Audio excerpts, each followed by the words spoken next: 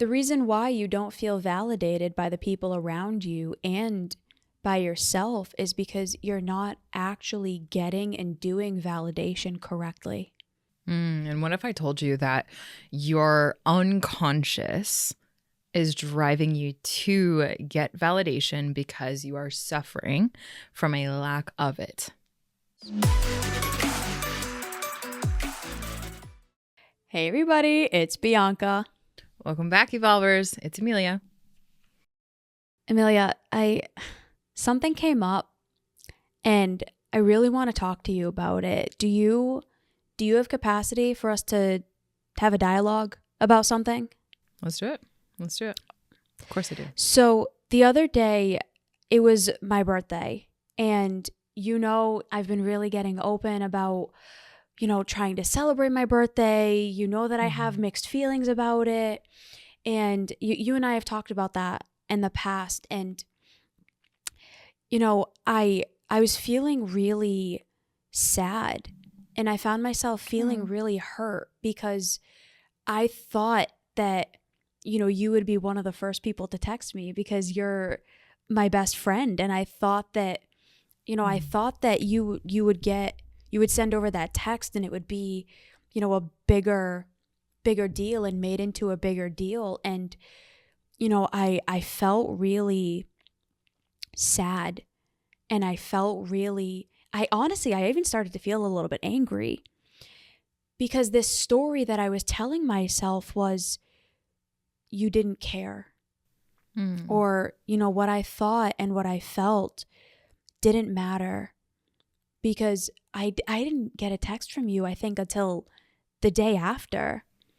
Yeah. And I was really sitting in that. And the story I was telling myself was, my birthday didn't matter to you. And I felt really upset about that. And, I care about you, and I wanted to bring that conversation to you. Yeah, I'm really glad that you did, because when knowing our relationship and knowing the history that we've had, I can imagine how hurtful that might have felt. And I can imagine how that hurt started to turn to anger when, what I'm hearing is it sounds like you really felt as though I didn't care about something that is so meaningful to you. And I know what that feels like when someone that you really care about lets you down. And it's a lot of the times, especially around your birthday, right? And you love birthdays, so I see you, girl. And I'm sorry, and I'm really glad that you brought this to me, because I can only imagine where that's feeling in your body and where those emotions kind of brought you, especially given the history that you have with birthdays outside of me. How some people really don't know how to prioritize you and don't really care enough, if you will, based on what you've shared with me in the past, like to really get to know you in the deepest ways that are most meaningful for you. So I hear you. And for me to be in that bucket, I can imagine how hurtful that really was for you. And it's valid. I mean, if I were to swap shoes and put myself in the history that you've had and reflect upon all of our conversations that we've had, girl, I'd be angry too. And I'd be hurt underneath that as well. And so what you're feeling, I'm not going to take that away from you. And I'm curious if you'd be open to maybe exploring kind of what can we do in the aftermath of that? Because that wasn't my intention, and I do care deeply about you. And I want to repair that rupture at the end of the day, because I do care about you. And although maybe it wasn't in the way in which you really needed in that moment, which I'm right here to hear and take ownership to, I still care about the repair. And scene. Okay. Emilia and I wanted to start this off with a role play. So obviously that was not real. My birthday's in March. We're in October. Convincing though. You know what's funny? Relatable. I've always had this thought that I would love to be an actress. I would never do it, but why not? I We love can do more of acting. that. I think it's fun. It's fun. You know what's really interesting is like that was so deeply me, but in an acting setting. So for you, do you have the same experience? Like how you was that in the acting setting? And do you consider that acting?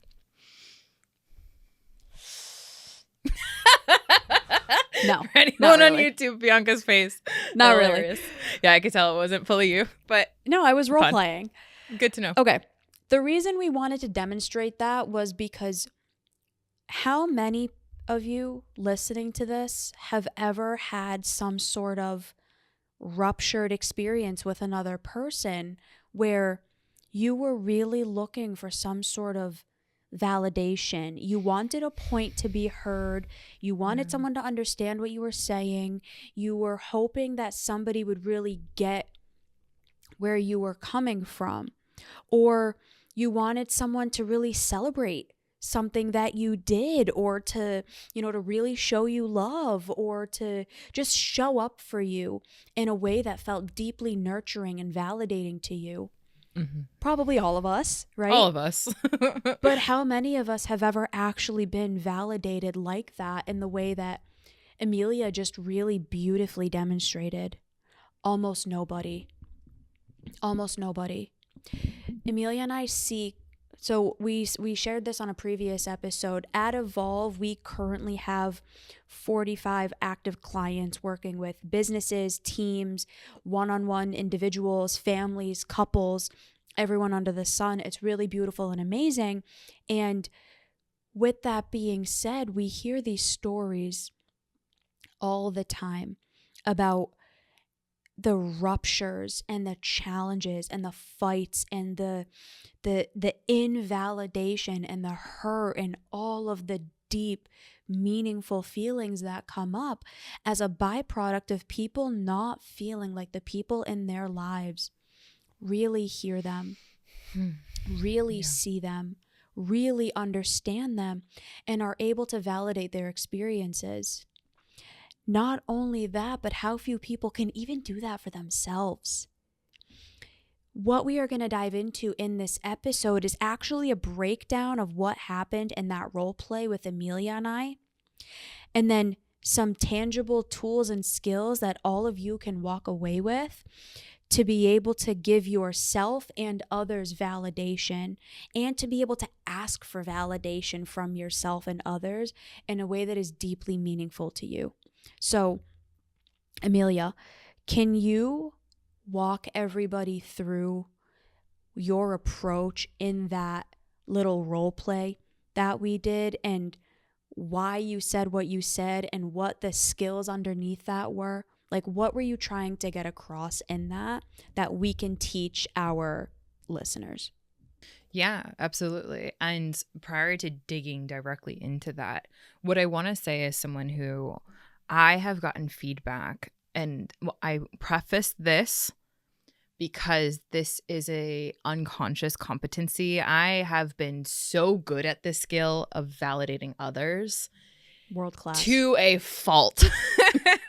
A little bit. I've validated what I refer to now as someone who's a practitioner and has the privilege and the honor to work with businesses, teams, groups, one-on-one clients, couples, like different dynamics all day, every single day, from so many beautiful walks of lives, recognizing that there are so many missed opportunities. And I literally use that word so deeply and with so much conviction, because we have so many missed opportunities in our relationships that we actually really care about. And we don't recognize the downfall of that. And most of us, as a result of not having that frame, don't go into every single interaction that we have with the people that we love and care about every single day. And we don't see those opportunities of validation, self-validation towards ourselves, right? Missed opportunities there, and others' validation. And so I share that because I want to start with that reframe. I hold the belief that we go throughout our entire lives. We mentioned how much and how common it is for all of us, myself included at times. I have to be mindful of what I call Betty Bulldozer, which is a part of me that is just like always working towards her goals, like at the expense of like everything, especially relationships. She prioritizes results, over, she's a bulldozer for a reason. She prioritizes results over relationships. And when that happens, my relationships will suffer. And I have suffered many consequences as a result of having her, quote unquote, charge my life without having true self at the helm, recognizing this belief that I deeply hold, where there are opportunities in our every single day, our micro moments, to offer ourselves self-compassion, and in that self-validation, those little moments like, frick yeah, we crushed it today. Like, yeah, your hair looks awesome. Keep doing your thing, girl. Right? Like little things like that. And the missed opportunities for validating others. And like I said at the very beginning, our species, validation, for lack of better words, is a deep need. And it might not necessarily be validation for validation's sake. It's far more on the sentiment of, do I matter? Do you care? Am I seen, heard, and valued in this relationship?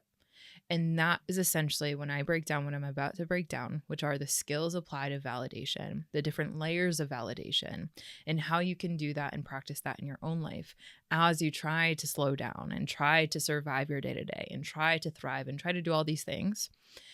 These things are, or this is a skill, this is a competency that is built over time. And some of us might be inherently great at it, actually.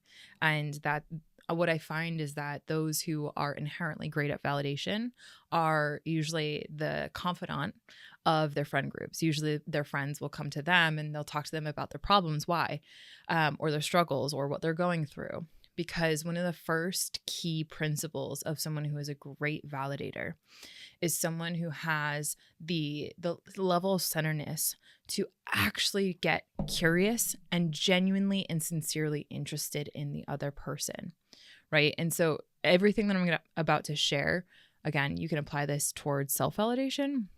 But if you notice that as soon as, Bianca, you had brought to me that situation, which by the way happens all the time, and even 50-year-olds and 60-year-olds, people who are well beyond, quote unquote, the years of the 6-year-old version of ourselves that then gets upset and hurt. I'm not making fun of this, that gets hurt by having the expectation. I was talking to someone who's 28 years old and turned 28 the other day about this. There's a part of her that is emotionally still at her 6-year-old birthday party when her friend that said she was going to be there didn't show up. And every single time she hits a birthday, that part of her gets still hurt because people aren't showing up. People aren't bringing cupcakes to work. People aren't revolving the entire day around her. And as a 28-year-old adult, she knows that, that is a quote unquote immature behavior. And yet we can still validate the part of ourselves that still needs to be seen, to be heard, to be validated, to feel like they matter, to feel like other people care about them. And those are biological needs that wind down into this. So for me, showing genuine interest, Bianca, in the problem that you were presenting to me, the challenge that you had the courage to present to me in the voice of many people that we've heard, because this is a super relatable example, I immediately inside cleared my brain and made you my primary focus. And anyone who's a great validator, that is something that they will naturally gear towards. Regardless of the way it's presented. Mm-hmm. Because here, like, we're not saying dismiss what comes up within you, but I also presented that in a very grounded and regulated way. A lot of the times we might go to someone or someone might come to us in a very activated state. You did this, and why didn't you do this? And you knew that So it can feel like an attack, like crazy.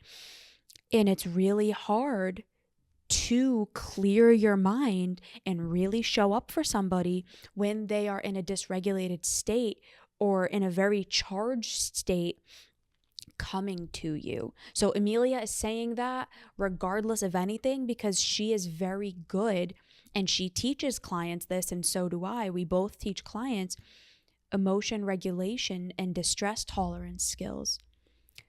and how to be grounded within yourself so that if someone comes up to you in a dysregulated state, you have the capacity within you to still get centered. Or if you're dysregulated within yourself, you can get yourself into a centered space. Yeah. To be able to do the next steps. Sorry to cut you off. I just needed to make sure that I said that. I'm glad that you did, because I don't want us rushing through these. I know it's not going to be an hour and a half episode like our consistency one. may or may not be. It was an hour, not an hour valuable. An hour. Okay.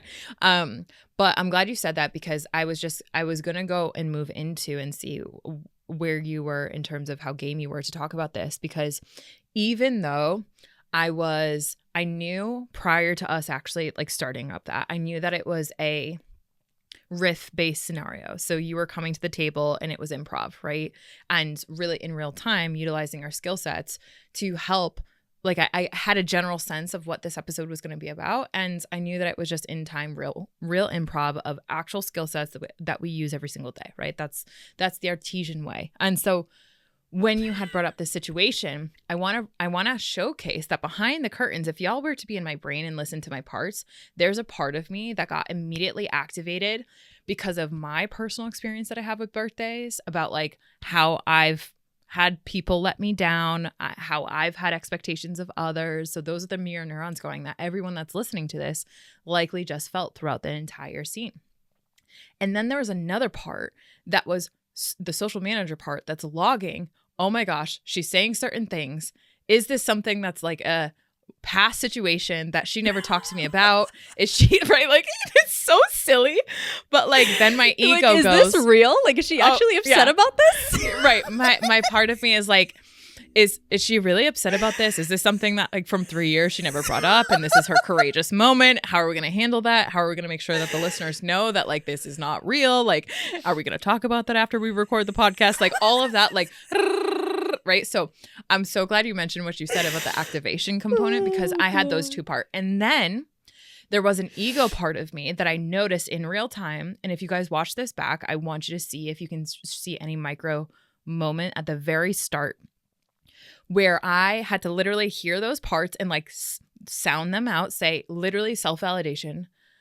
This is okay. This is a scenario that's really relatable. We're here for our listeners. And the best way in which we can show up for our listeners is to be ourselves. And I will tend to what the concerns are as soon as the episode is done. Literally, that's what true self is saying to my parts. Then there's this ego part that comes up and is concerned. And it was interesting because I simulated what someone else would be. My true self's a badass. She literally simulated the situation to where I have heard so many scenarios from clients around this, to where I simulated what people's true thoughts, their ego also would have in this experience. And I've witnessed this too. So all of that data information came in at that split second, which is why people struggle so much with this skill and why we are so malnourished in validation.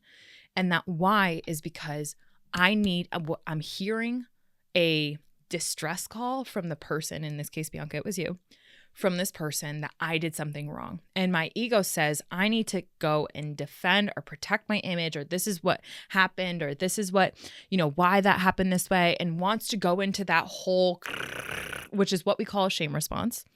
And a shame response is either withdraw, avoid, attack self, attack/blame self, attack others, right? And get defensive is one of those ways in which you can kind of create a little bit of distance that egos often go to, because there's so much discomfort in actually, and this is where the biological trigger happens, and someone you care about actually sharing with you something that they're going through.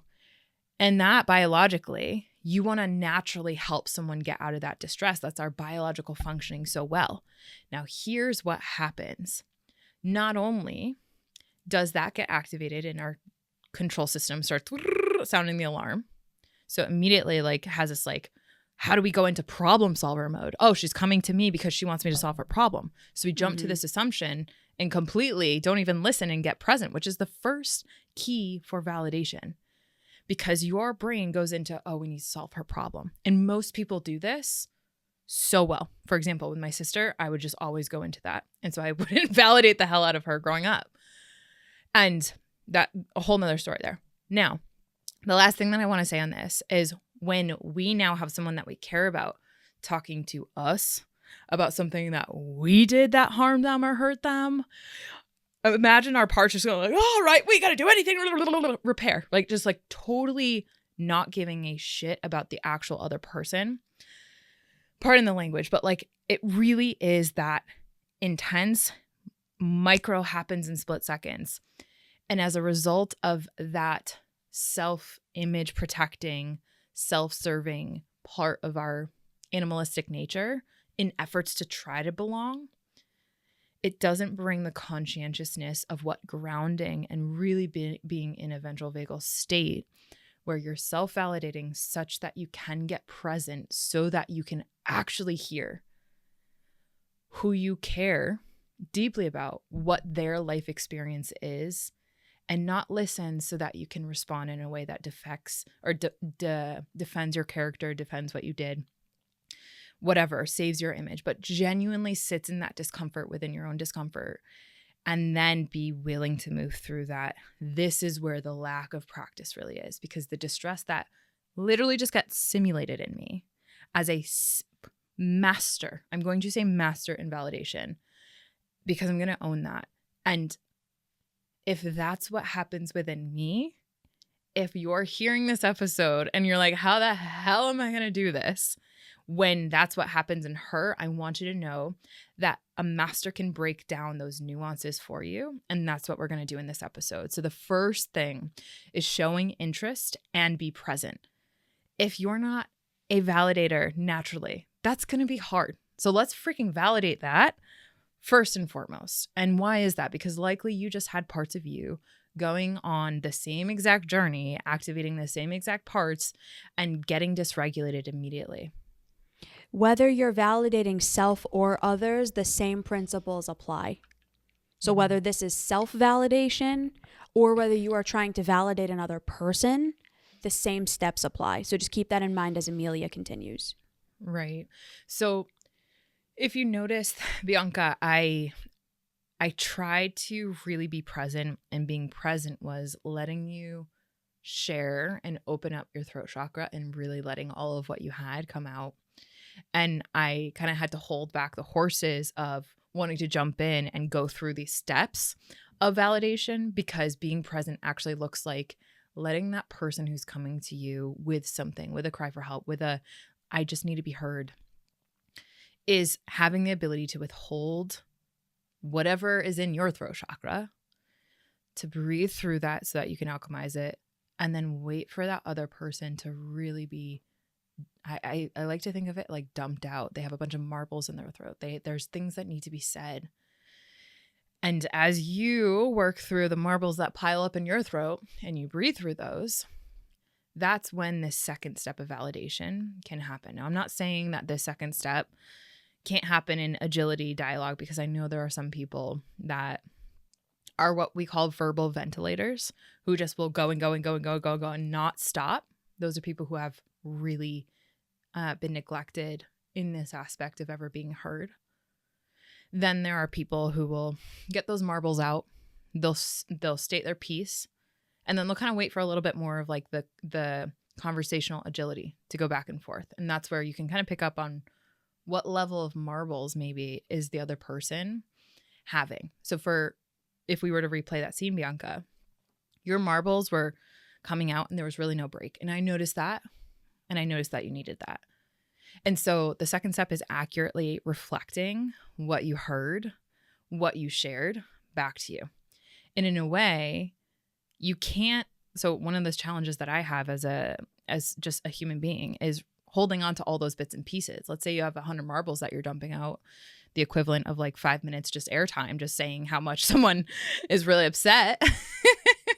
Even if it is a regulated state, it's like, wait a second, let me like write this down. And if you notice, like I kind of started to contemplate whether or not I should write that down. And I think we don't leverage that enough. As practitioners, you and I are writing down notes, but never at the expense of actually being present. A lot of people might think that's weird. And a lot of people might be like, what? I'm going to pull out notes? How validating would it be if you went to someone and you started sharing how you felt and they were like, wait a minute, hold on, first, 1 second. I want to make sure that I can get down everything that you're saying so we can have a dialogue about this. I'm going to write down some of the key things that I hear so that I can really hear you and understand you. Oh my goodness. My heart would like the freaking Grinch, like grow 3 sizes, like da-dum, da-dum, da-dum, da-dum, in the That's best a great way. visual. 100%. Oh my God. That would feel amazing. So being capable of doing that for yourself, so like journaling out what you're thinking, or doing that for another person. Yeah. Oh, wonderful. So big.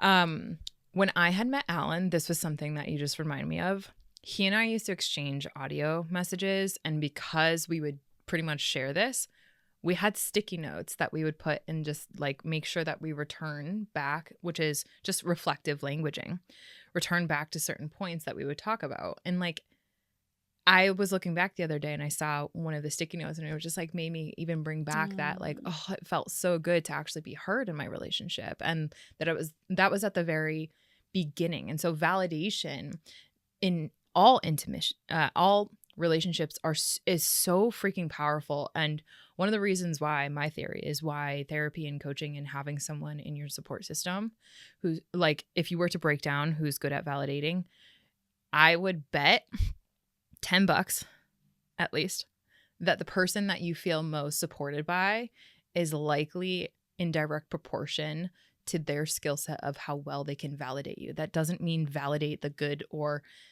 poor decisions that you make or your behavior or whatever, but emotionally, we're talking about emotionally and psychologically and your experience, the way in which you're sharing it. They're able to validate that. Evolve Ventures has a tremendous amount to offer. Not only do they have an ever-growing but still welcoming private Facebook society full of like-minded individuals, they also offer individual coaching. I myself have been coached by both Bianca and Emilia on separate occasions, and it's amazing to look back even a year ago in my life and see how far I've come. You almost don't notice that you're doing better for yourself over time. Not to mention, Out of the Mud, free live virtual event once a month. Can't think of a better way to spend a Wednesday night. You truly can encapsulate the value that it carries unless you've been there yourself and been part of the conversations and the connections that happen, and just access to that kind of information. The resources are just incredible. Validation does not mean acceptance.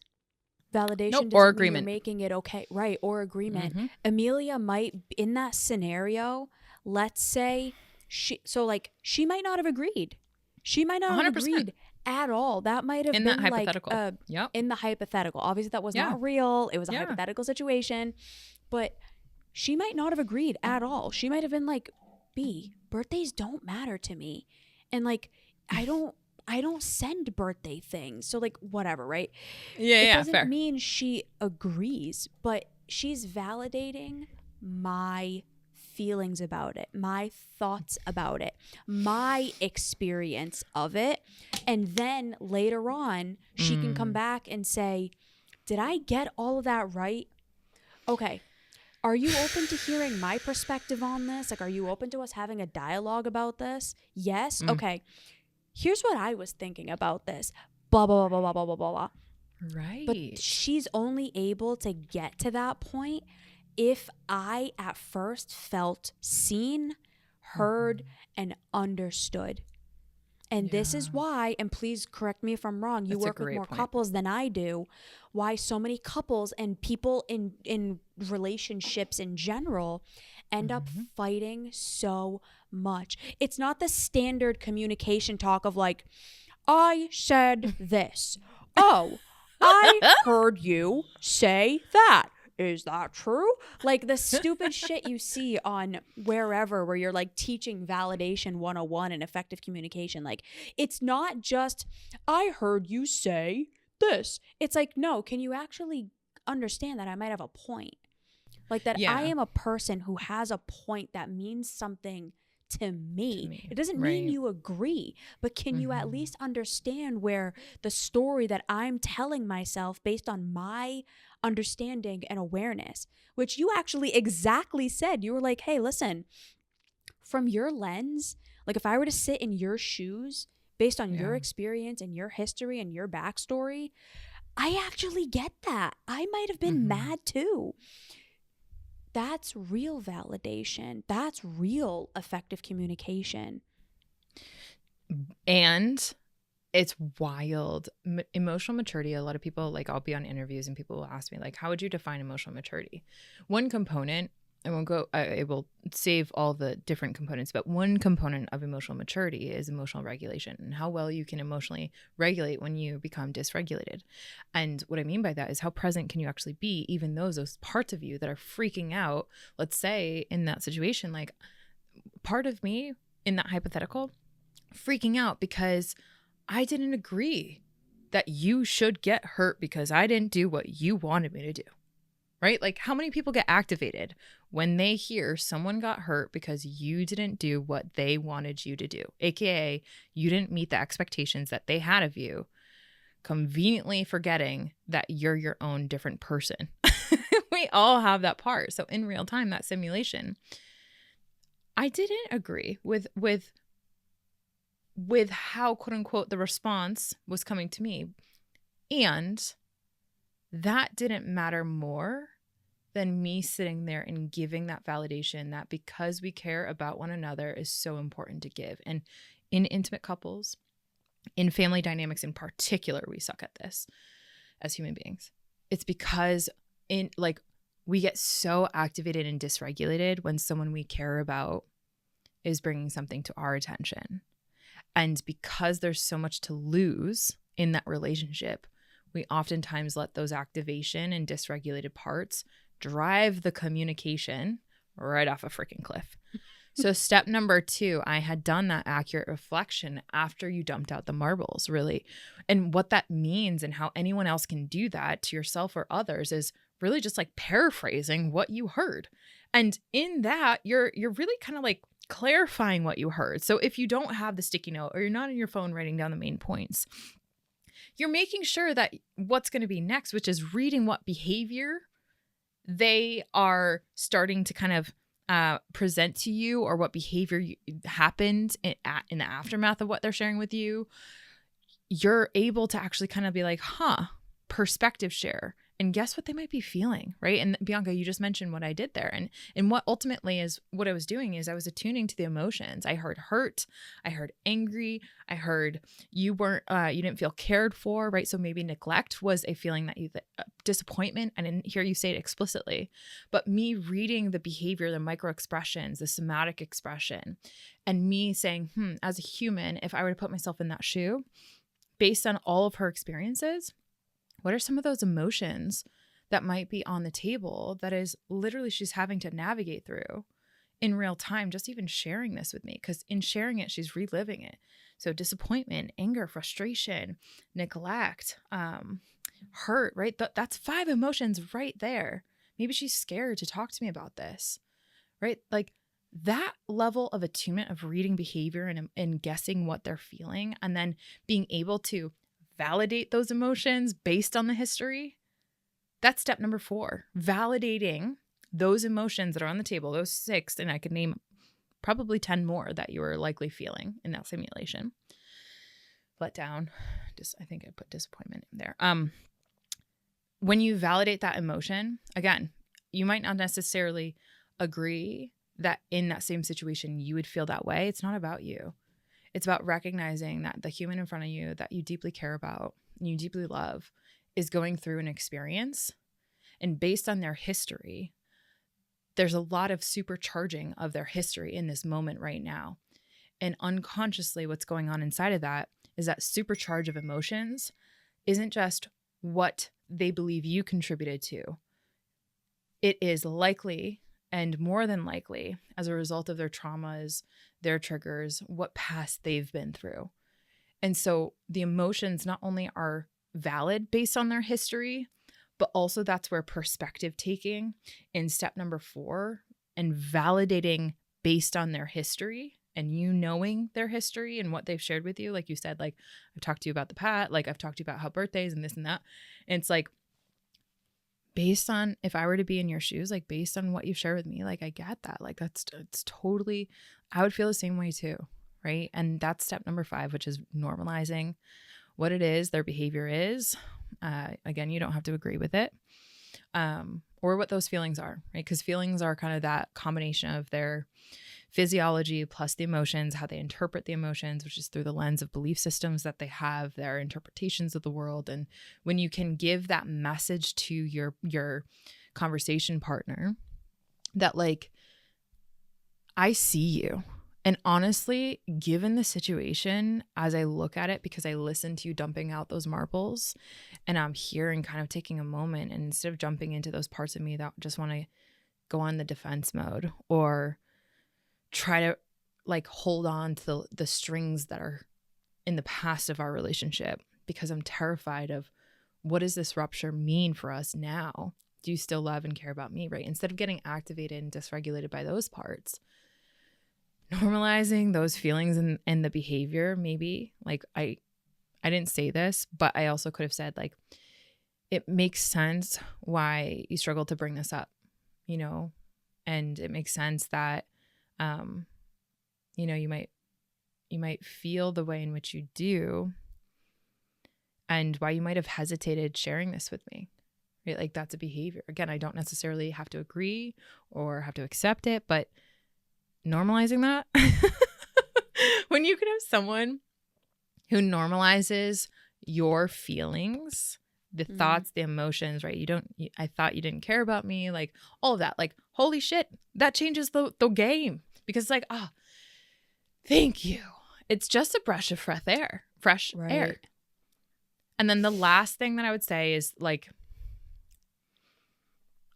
you need to have, and I'm talking like sincere and almost like an extent that I would go out on a ledge and step into like radical genuinity or genuineness. Because if all of those steps were really to be applied and at the tail end, you're not being genuine in who you are, like true self you look at the whole picture, you're letting the marbles dump out, and you're literally like, okay, if I were to be in that person's situation and really give this validation, I'm not going to give it just because they want it. I'm not going to give it because I think I'm better than them.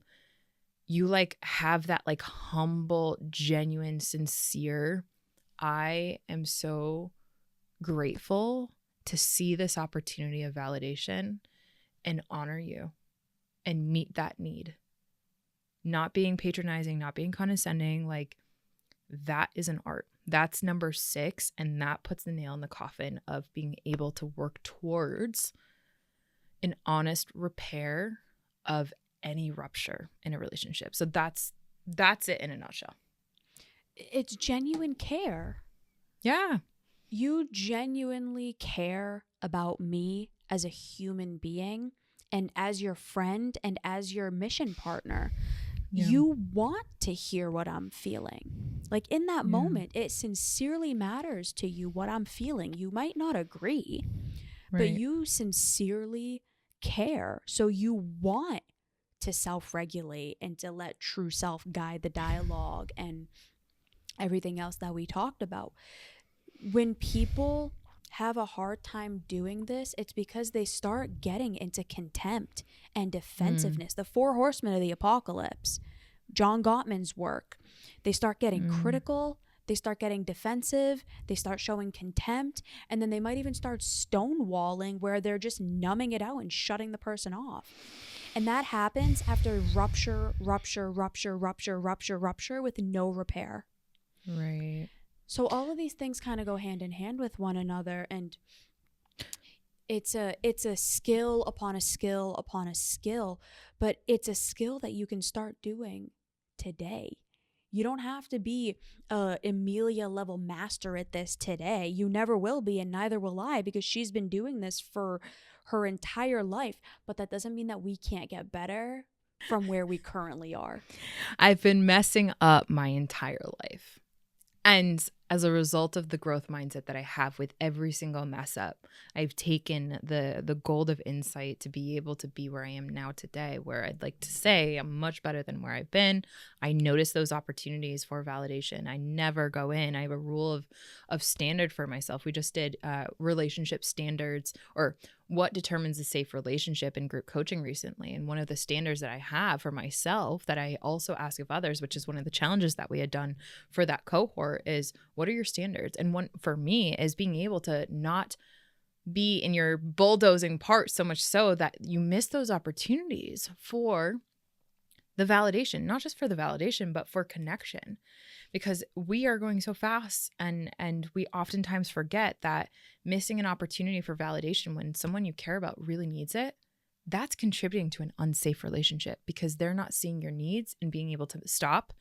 And because long-term they care about the relationship, they're not being able to meet those needs. And so one thing that I just want to comment on in that, when you mentioned the John Gottman's work, oftentimes we get into a very short-term based central nervous system hijacking when someone does bring up something to us, and literally that pulls away from our ability to long-term think about the long-term consequences of our actions, our words. Like, you ever have a moment where it's just like foot in the mouth? God dang it, Emilia. Like, why did I say that? Like, I've had so many that I literally could like fill up the ocean with, I feel like. And it's good that you see those moments and that you tag those moments, because that's where all the insight comes, where maybe you missed that opportunity because your system got hijacked, again, because we have such a need to belong and such a need for social connection and such a need for relationships, that when our relationship is bringing us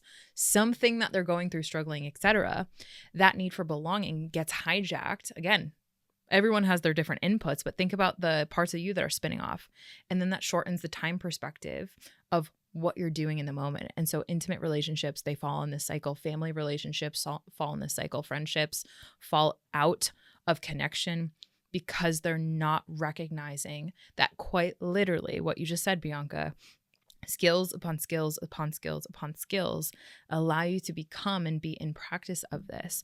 And you also have to allow yourself that messy action to be able to recognize that it's my emotional dysregulation of seeing someone I love and I care about coming to me with needs of validation. And I don't have the distress tolerance skills to overcome the discomfort that arises within me, right? Like, that's self-attunement. There's so many different skills there. When we're hijacked, we're not focused on the long-term relationship, and we don't give a F about validation. So hopefully breaking it down in those 6 different steps, I wrote down number 1 from the last and then going back up to the first: genuinely and radically caring about the person on the other side of the equation, right? Like, number 5 is normalizing the feelings or the behavior, right? Number 4 is validating based on their history that they've shared with you and your unique relationship with them. Number 3 is reading their behavior and guessing what they might be feeling based on perspective sharing and seeing like, oh yeah, if I were in their shoes based on all this, yeah.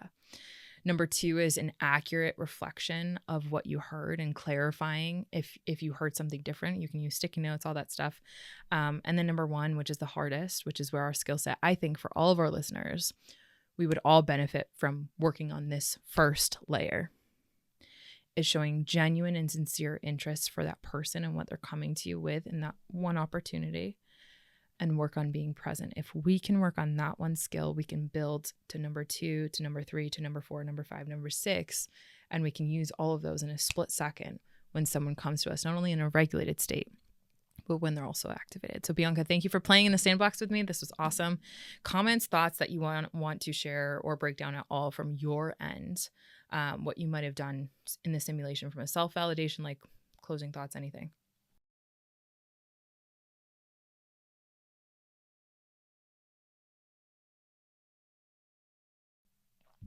General, what's helpful for you? Yeah, before going into a situation where you're going to ask for validation from another person, make sure you do those steps for yourself.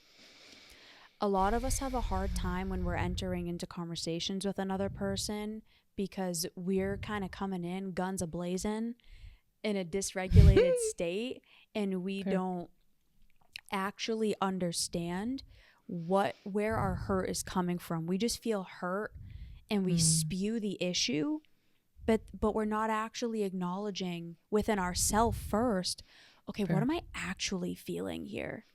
What's actually going on? So if I were to redo that dialogue now, I would, and if I really thought about it, it's actually not, I wonder if it's not actually about my birthday. I wonder if this is a trust issue. I wonder if the birthday thing brought up something else. Whoa. Maybe it is about my birthday. Well, why did my birthday matter so much to me, and how can I explain that to her? Like, look at all of the skills underneath that. This is why so many people have crappy relationships, because we're not doing these steps first before we're diving into conversations. I'm guilty of this too. I'm not perfect. Same.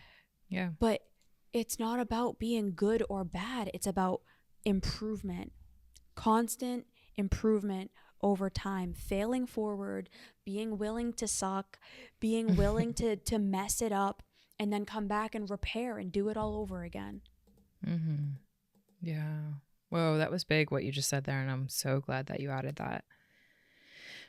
Because, you know, the settings that we have, you know, we're really teaching these skill sets back to our clients. And when we can pinpoint really what it is internally, that like the amount of self-validation that then opens up internally, not to where you don't need that externally from others, like it's just readily accessible. I mean, let's be real, that's one of the reasons why ChatGPT is being used by so many people, because it's just so freaking good at validating. And here's the thing, there's a lot of negative implications with that. Wild side tangent on that, but it's because there's agreement towards behavior, and there's behavior, cognitive and emotional and psychosocial validation. You can parse apart the different spectrum, but some technologies are really not learning how to give validation without validating behaviors that might not be supportive. And so this is why getting an actual human to help guide you through this journey, if you want to increase your skill set around this so that you can become more of a safe person for the people that you love and care about, that is where Evolve group coaching, that is where Evolve therapy, that is where Evolve coaching is grounded in, so that you can actually learn the skill set, actually learn how to do this for yourself and for those that you deeply care about. So we're always eager to help others in this arena to where it's supportive to the long-term journey, the long-term relationships that you want to support and engage with. So with that being said, our episode suggestions, mine is 406, how and when to tell people to F off with a capital F. Bianca? 443, the right way to self-talk. These last two episodes were a little on the longer side. It's great. Added a ton of value, I believe. I feel fulfilled in this. I feel complete. How do you feel? I feel like this was a really important deeper dive on validation and what real validation looks, sounds like, and feels like. And so I'm glad that we picked it apart. I think we owe our listeners a couple deep dives every now and then. So if you stuck with us till then, or till this point, go ahead and post that on social media so that we can shout out the real ones. Good on ya. For real. All right, everybody. We hope you enjoyed this episode. We hope this was super valuable to you. Like we said, please reshare this if it feels aligned with you, and we'll see you next time. Bye, everybody. Keep evolving. Bye, everyone.